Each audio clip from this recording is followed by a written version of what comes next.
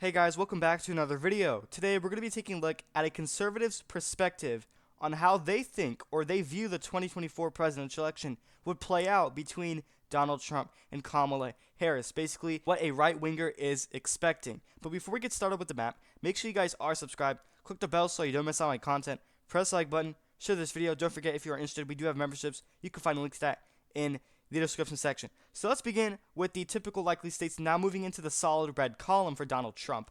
Iowa and Ohio are safe, according basically to a conservative's perspective. I would imagine that any type of Trump supporter would think that Ohio and Iowa are now safe for Trump. He's going to win them by both double digits, by a margin somewhere between 10 to maybe 15 percentage points. Now, if you're thinking I'm biased or partisan in this video, I will be making a second video, part 2, next time for a liberal's perspective on how they view how the 2024 presidential election would go. Basically, a left-winger's, expectations in this election. So I'm not only doing this on a right-leaning person's, perspective. I will do the same thing for the Democrats, basically the exact opposite.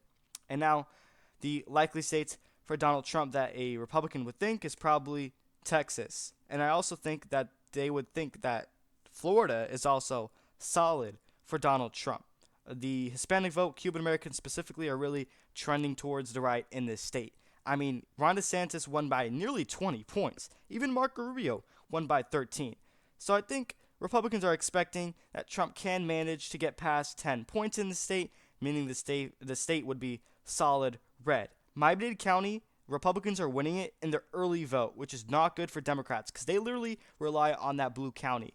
And when Miami-Dade County flipped to Republicans in 2022, they had huge victories of 19 and 13 points, like I just mentioned, for Rubio and DeSantis. And Texas is a border state. Immigration is a losing issue for Kamala Harris. She can't address the border whatsoever. So I can imagine that a Republican's perspective would be Texas won't be close and Trump would win it by close to 9 or maybe even 10 percentage points. And I think according to a right-winger, they would think that Colorado would be likely for Kamala Harris. They would think that New Mexico would be lean. Now, Colorado, you would think that a right-winger would think it's closer than this, but this state is getting bluer. Now, maybe what happened to Aurora County would not be good for Kamala Harris. Maybe that means the state would be closer than expected, but still not enough for Trump to overcome the votes. And there, same thing goes for Albuquerque. It's a Democratic stronghold county, has a lot of white liberals, and it's also a border state. So maybe therefore that means New Mexico would be way, way closer.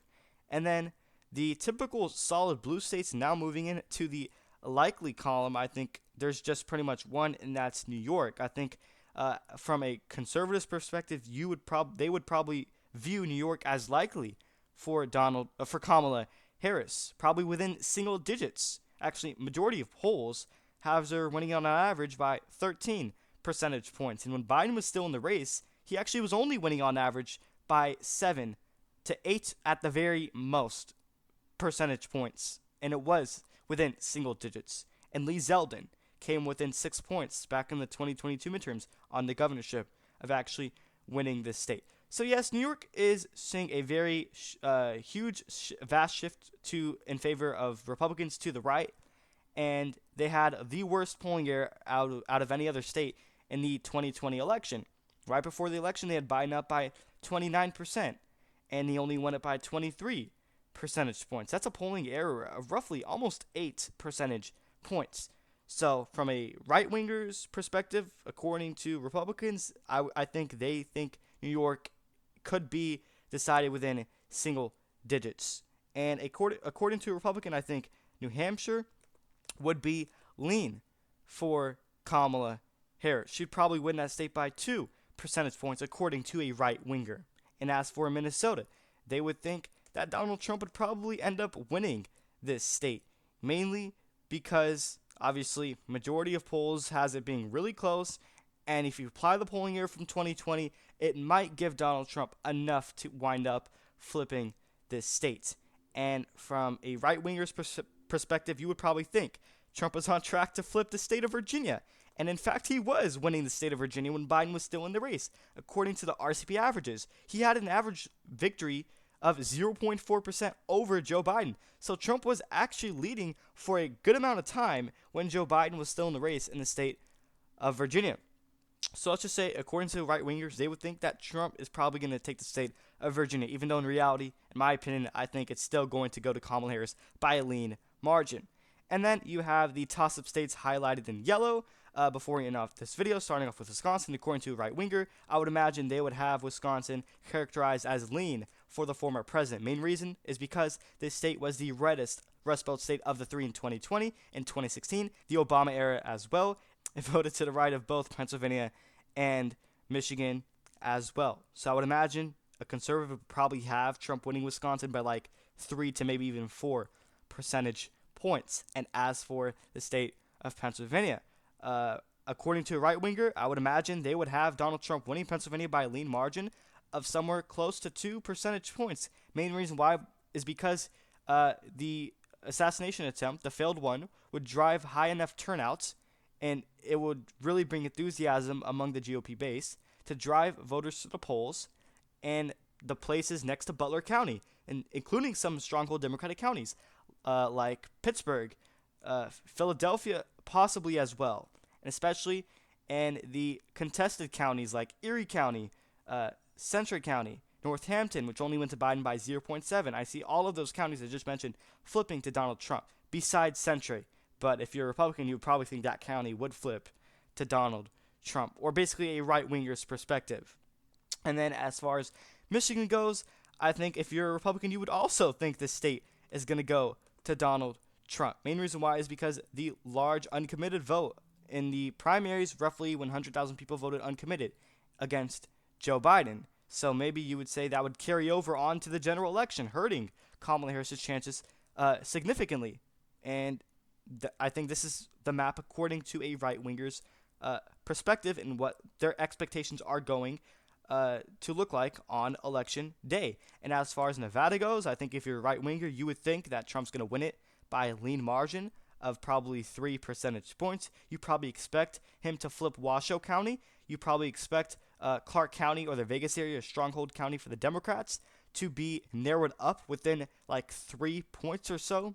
Went to Biden, I believe, by like 9 points, mainly because it would be closer due to the Hispanic shift in this state. A lot of them are trending towards the right. And as far as Arizona goes, I think if you're a conservative, you would think that Trump's going to win it by a pretty decent margin, a lean one, by probably 4 percentage points. Majority of pollsters, even the most left-leaning ones, has Donald Trump up in this state. CBS, who is not friendly, not kind to Donald Trump at all, that is very left-leaning, even that poll has Trump up by 3 in the state of Arizona. And as for Georgia, the early vote is looking extremely well for Republicans. They're currently expanding their lead in Georgia. They're up by 4, and that's only the early vote. It would get much better than that on Election Day. So I can imagine if you're a right-winger, you would think that Trump's on track to win the state of Georgia by a lean margin of around 3 percentage points. And Biden had the enthusiasm in 2020. Kamala probably won't because there's no BLM, there's no COVID. All those things went against the former president. There was no major celebrity endorsements going in favor of Kamala Harris, or there is not currently, but there was in 2020 for Biden. That's all not happening. And even the governor here, Brian Kemp, is having good relations with Donald Trump, which he originally did not have because of January 6th. Even the Georgia lawmakers or legislators have passed election day laws that all absentee ballots have to be submitted by 8 p.m. and won't be accepted any later. That means the state would be called faster, and it's really beneficial to Donald Trump.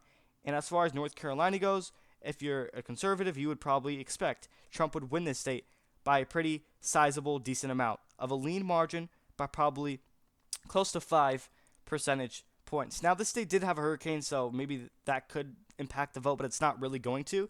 Maybe because it was worse in rural areas, rural counties like red counties rather than the cities and blue areas which would really benefit the Democrats, but I don't think that's going to really impact anything. So if you are a conservative, this is how the map would look like according to right-wingers, in my opinion. This was pretty much a fun video. I'm going to do the same thing for the Democrats. 335 electoral votes for Donald Trump, to Kamala Harris's 203 electoral votes. This is the map according to a right-winger's opinion. Let me know if you agree with me. If you are a right-winger, do you think that I am being accurate with your opinion? 335 for Donald Trump. So one last final reminder to subscribe, click the bell so you don't miss on my content, press the like button, share this video. If you are interested, don't forget we do have memberships. You can find the links to that in the description section. Thank you everyone for watching.